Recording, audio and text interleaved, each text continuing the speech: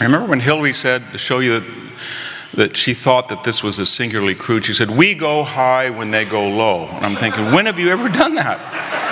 Every politician goes low. The only difference with Trump is he was honest enough to say that he never goes high. And I thought that was so unusual, because Michelle Obama, do you remember in 2008, she said, "How can Hillary Clinton, who can't manage her own house, manage the White House?" And then I thought, this is the woman who said, "Never proud of my country? Never proud of my country." I thought, wow, downright mean country. They raised the bar on me. This is her husband who said, "Bring a gun to a knife fight, get in their faces, punish our enemies." You didn't build that? He was the most divisive president in memory. So that was a mythology as well, about the Clintons and the Obamas being sober and judicious campaigners. Another one was, this campaign was not about issues. The irony was that both of them were, they had such high negatives that they sort of canceled each other out and turned the campaign to issues, because nobody who said that in their right mind on the left went to the Trump website and went to the Hillary website and said, "Oh, there's no difference." There was a world of difference. There was far more difference in 2012 and 2008.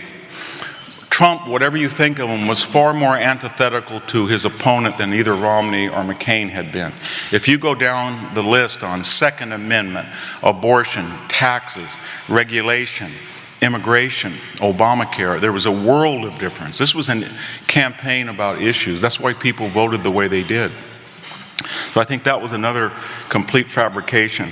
One of the big myths was that Trump was the divider who had ruined his party, and Obama-Hillary were uniters who had saved the Democratic Party. Nothing could have been further from the truth. As we look out at the Democratic Party, it's in ruins. It's in wreckage. The Elizabeth Warren, Bernie Sanders wing jackals are fighting over a dead carcass with the strays left from the Hillary campaign. Think about it. What happened to the Democratic Party was that it got lured by this Pied Piper called Obama. So at one point 8 years ago, if you were ambiguous about gay marriage or women in combat or transgendered restrooms, 8 years later, if you were ambiguous, you were a homophobe, racist, sexist, etc. They had moved that party so radically to the left, and they could do it because of the unique ability of Barack Obama to get constituencies to come out and vote en masse for him, which were not transferable to an older white woman with a shrill witch-like voice like Hillary. It wasn't going to happen. So what he had done is, as Obama rides off into the sunset to a very, very lucrative 1%, you didn't build that lifestyle, his legacy is this: all of his initiatives will be overturned or destroyed by Donald Trump. They will.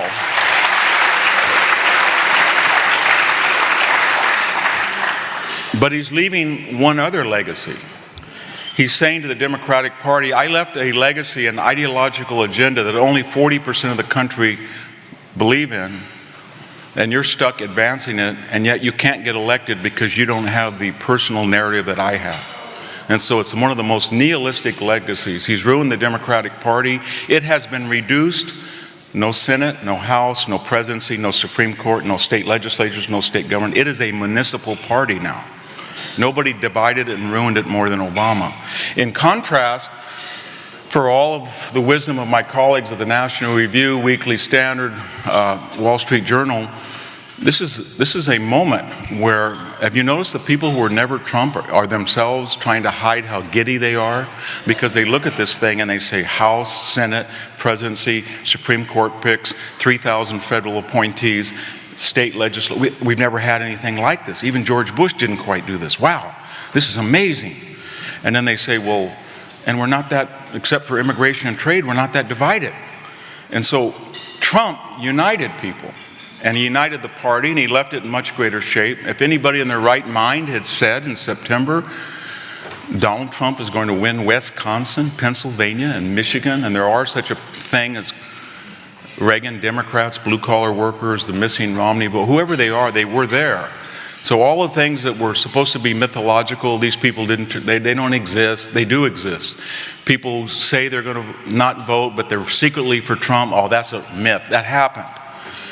And that was because he was able, as a billionaire orange guy from Manhattan, to appeal to workers who said, I think the country is in decline. I think that people don't listen to me. And I look at TV every day, and it's like I feel like I'm a stranger in a strange land. The Latino vote, the white vote, the black vote. I'm tired of that.